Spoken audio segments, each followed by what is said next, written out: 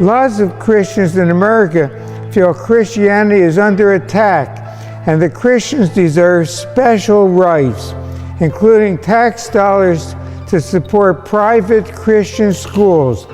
They want to require prayer in schools and sex education classes to teach abstinence only. Some have convinced states to pass anti-gay, anti-transgender, and anti-abortion bills. I take the view that religious communities make a very significant contribution to our society. Not, and I would say we no longer just by trappings live in Christian societies in the West. Christianity in many ways has been dissented, which I would say is a good thing, but it has to move itself away from a position of privilege at the head of the table to take its place in a broader community. Mixing politics with religion is fraught with danger. We all know theocracies where leaders govern by the will of an infallible God. Openly defying the correct faith is called blasphemy and leads to harsh punishments, even death. I think everyone should have the right to practice any religion or none, as long as they don't force their beliefs on others. I appreciate people whose religion inspires them to work on important social justice issues. In countries that are not theocratic, politics might still be infused with religion. My country, the United States, has a secular government with a problem of religion immersed in politics. I hold in my hand a godless document.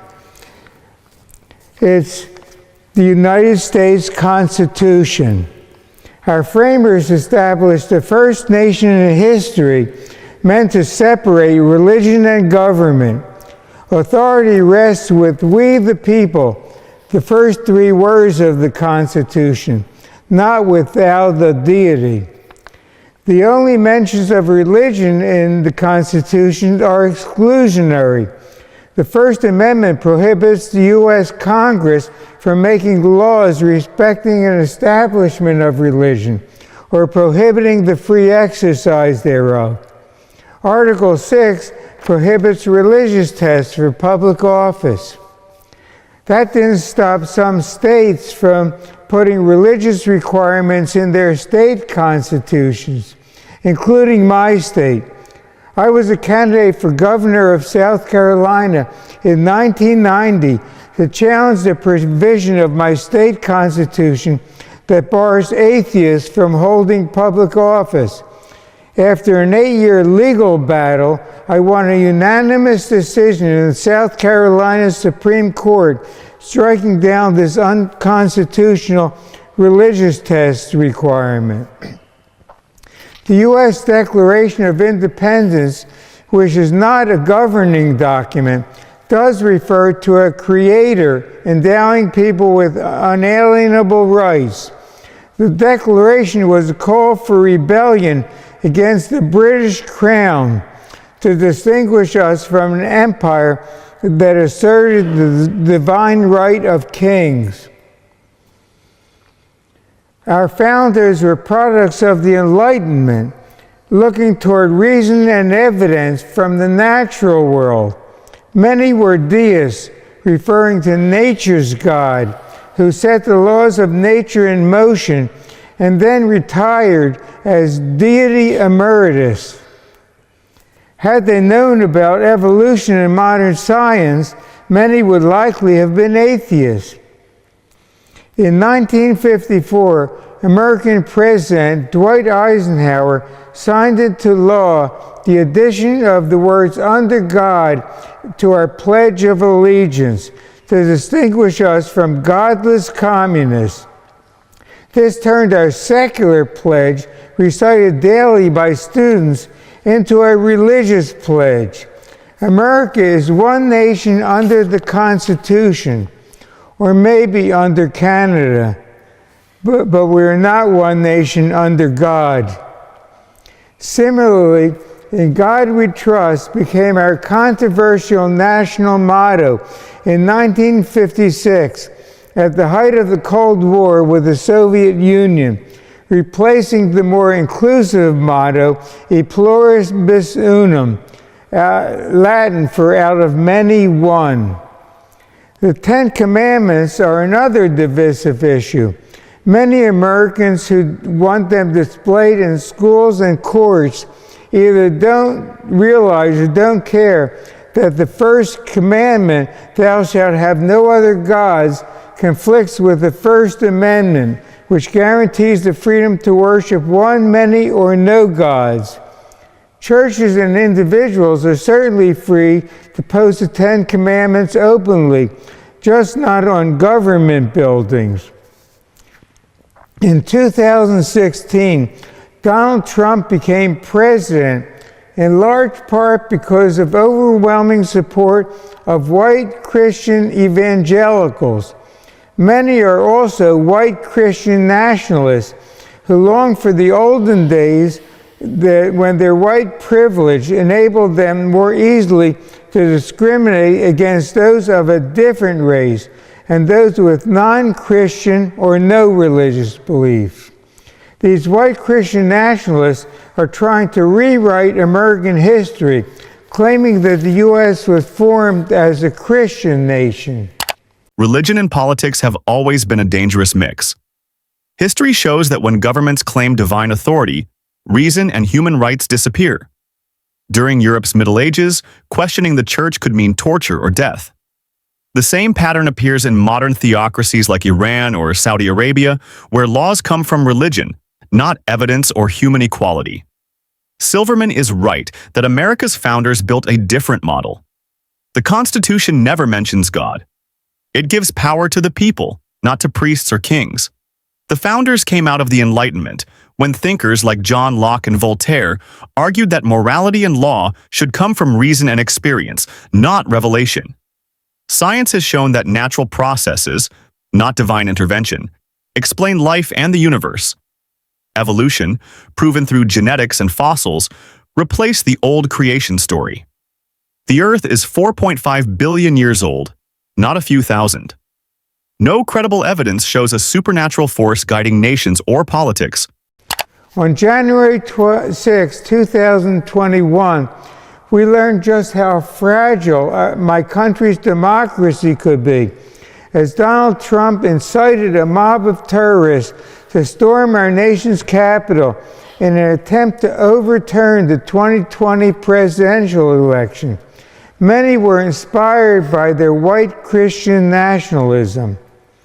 Lots of Christians in America feel Christianity is under attack and that Christians deserve special rights, including tax dollars to support private Christian schools.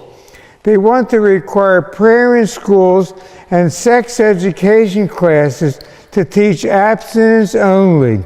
Some have convinced states to pass anti-gay, anti-transgender, and anti-abortion bills. Some also promote unscientific religious teachings like creationism in secular schools. Christians have a lot of influence over the U.S. government. The Republican Party succeeded in packing our Supreme Court with conservative Christian justices who in June will vote to overturn Roe v. Wade, a 1973 decision that legalized abortion everywhere in the U.S.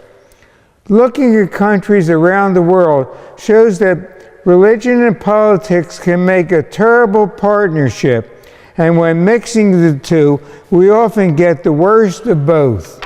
Thank you. Thank you very much, Professor. Professor Kaur? Thank you. I think I'd like to take a slightly different approach in the topic of religion and politics. So I'm speaking from the Sikh perspective, both in my academic capacity, but also from personal experience. And I think when considering this topic, it's important to take into consideration lived experience. So I'm an anthropologist by background. And what I'd really like to do is to focus on actually the understanding of what we mean when we say religion, what we mean when we say politics. sorry. What we say in the Sikh faith is that there is not a separation of these two domains. It comes down to a fundamental understanding of what we define religion as, what we define politics as, and we don't see these as kind of conflicting domains in the Sikh faith itself. So I really want to draw attention to the way that we understand these concepts. So for example, in the Sikh faith, there is no term specifically for secular. So in the spoken language, there is no term for secular, there is no term for religion. We talk about dharam, which is this all-encompassing worldview. And so within that, all of these thoughts, mindsets, and beliefs are part of that. And when we talk about a divine or a god, we don't mean this very kind of Abrahamic definition of a god, and so this does not permeate the way that Sikhs practice and believe their faith. So I don't see this as being a fundamental issue for Sikhs in the way that they practice. Having said that, religion and politics have taken a more academic approach in general discourse, and what that means to say is that then they are set up as these two dichotomous realms. But what I want to go back to is where I started, this lived experience. How does that work for people in practice? How does that work for politicians? How does that work for religious scholars? When we talk about politics, are we talking about politics with a small p or a capital P? How are we defining these terms? How are we actually implementing these terms? And I think I'm going to leave my reflection quite short because I think it's more interesting if we engage in a bit of conversation. What happened on January 6th showed how religion can twist politics into something dangerous. People stormed the U.S. Capitol shouting prayers, holding crosses, and claiming they were defending God's country. That wasn't faith. That was fanaticism. It's what happens when people start believing their political side speaks for God. Studies after the attack confirmed it. The Public Religion Research Institute found that the strongest predictor of sympathy for the rioters wasn't party affiliation. It was Christian nationalism, the belief that America was chosen by God and should be ruled by Christian law. That mindset doesn't protect freedom. It destroys it. We're now seeing laws shaped by that same thinking. Bans on abortion, attacks on LGBTQ+ rights, and science being replaced with dogma in classrooms. The data is clear. Abstinence-only education doesn't work, and teaching creationism isn't education, it's indoctrination. Yet billions of tax dollars still fund religious schools pushing those views. The truth is, when government bends to religion, everyone loses. Believers and non-believers alike. The founders built a secular nation for a reason, to protect us from this exact kind of moral dictatorship. Faith should guide personal life, not public policy. Because once religion controls politics, reason stops leading the way. Thank you very much, Professor Gordon. Thank you very much. It's a great pleasure to be here. I am by training a historian of the early modern period with a particular interest in the Reformation, and just to pick up on some of the comments already, it likewise is a world in which politics and religion cannot be separated, and it certainly wasn't in their mind. And one of the things that I think is significant about the Reformation was that it brought a new way of thinking about the relationship between the temporal powers, spiritual powers, and the way in which the Reformation was in itself inherently not only political, in the sense that the reformers decided very early on that what had to happen was that if there was to be any chance of success, the reform of Christianity had to be tied to political authority. So right from its inception, the Protestant Reformation was inherently political. But what they understood by this political was the kind of the coterminous, that the body of the faithful of the church was that of the state.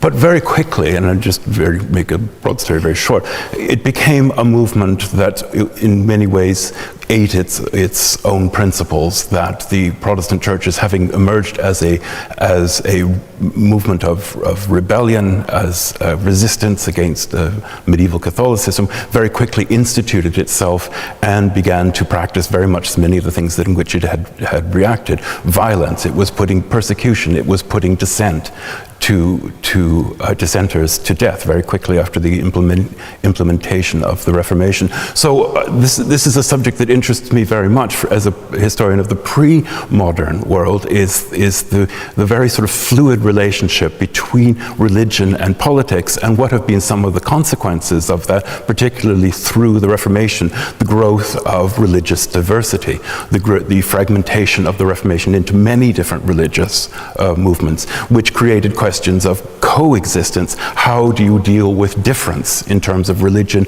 within political bodies? This is, by the 17th century, is a central question. Starts to raise issues of toleration.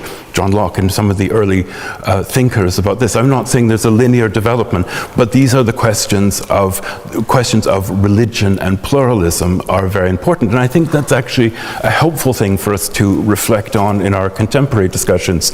I am a practicing Christian of the Reformed tradition, a kind of progressive perspective that sees very much engagement in the world in terms of, and some of the things that have already been mentioned, social reform, social justice, questions that are very important to us. I take the view that religious communities make a very significant contribution to our society. Not, and I would say we no longer, just by trappings, live in Christian societies in the West.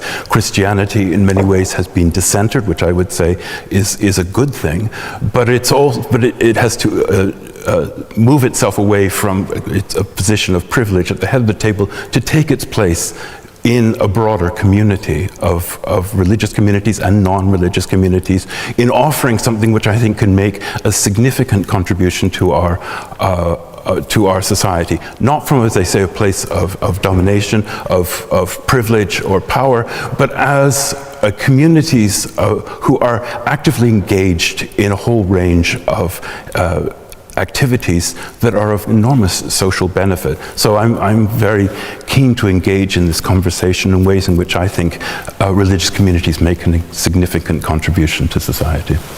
Thank you very much, Professor Gordon. Last but not least, Dr. Freud-Kandel. Thank you. It's lovely to have Locke and tolerance referenced, because my interest in this topic is primarily in terms of my background is in theology and the study in particular of the Jewish community in Britain and the pathways of resettlement that the Jewish community has navigated, in which undoubtedly the role of tolerance as a central defining principle in the British political system played an incredibly important role in the different ways, the different pathways in which Jews found a place within British society. Having said that, my particular interest in examining that journey of the Jewish community in Britain entails understanding and examining the influence that an established church has precisely had on the opportunities that minority religious groups were able to enjoy in a British context. And there, as I say, the influence of Lockean toleration in combination with the role of an established church in the way in which it played out in an English context was incredibly important, on the one hand in a very positive way, in enabling Jews in Britain, in a very notable contrast to the experiences of Jews, for example, in continental Europe, from having to undergo a process of having to explain away and their role, their acceptability within British society. The notion of tolerance in an established society in Britain meant that Jews in a British context were discriminated against in terms of being non-Anglican, but they were not discriminated against as Jews per se, and that significantly altered their experience. But having said that this was a positive on some level, there is a flip side to that.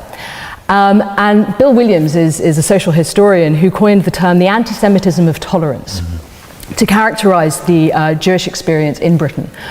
What does that mean? It means that the whole premise of tolerance is that there is one correct view, and that is Anglicanism in an English context. But within the parameters of that notion of tolerance, there is an acceptance of alternative views, albeit while not accepting them as fully ideal. So this anti-Semitism of tolerance impacts on the way in which the Jewish experience developed, leading the Jewish community in Britain precisely to construct institutions which in many ways can be seen to seek to offer parallels to the Church of England, because that was the way in which Jews in Britain felt that they had to seek to find a pathway to being fully accepted. And so that's why we see the emergence of centralized institutions as critical to the formation of the Jewish community in Britain, often at the expense of creativity within the community, because the emphasis is on creating umbrella bodies that can provide parallels to Anglican structures. But by creating these umbrella bodies, you focus on that which everyone shares rather than creating a space in which to articulate alternative voices. And so those are my sort of primary interests in terms of the interrelationships between church and state, religion and politics, the way in which on the one hand it can be incredibly beneficial, but on the other hand in terms of the very severe challenges it poses. But I'm looking forward to the discussion. Professor Gordon reminded us that the Reformation started as a rebellion against religious power, but quickly became another form of control. That cycle of faith movements rising against oppression only to become oppressive themselves is a pattern we've seen for centuries. Once religion and politics merge, power corrupts both. The church used to burn heretics. Now it simply legislates morality. The method changed, but the mindset didn't. Even Gordon admits that Christianity in the West has lost its privileged seat at the table, and that's progress. True equality begins when no faith claims authority over others. Religion can still do good, but only when it operates from compassion, not dominance. Dr. Freud Kandel's analysis of tolerance in Britain reveals the same tension. Tolerance sounds fair, but as she explained, it was really permission granted by those in power, an acceptance that still implied inferiority. Jews were allowed to exist, not to belong. That's not equality, that's control dressed up as kindness. History shows that mixing religion with politics always creates insiders and outsiders. The only lasting solution is a secular one, where belief is personal and the law belongs to everyone equally. So here's the question. In a world still divided by belief, can we finally build societies that value truth and empathy over ancient authority? If you found this discussion thought-provoking, hit like, share your thoughts in the comments, and subscribe for more deep dives into religion, history, and reason.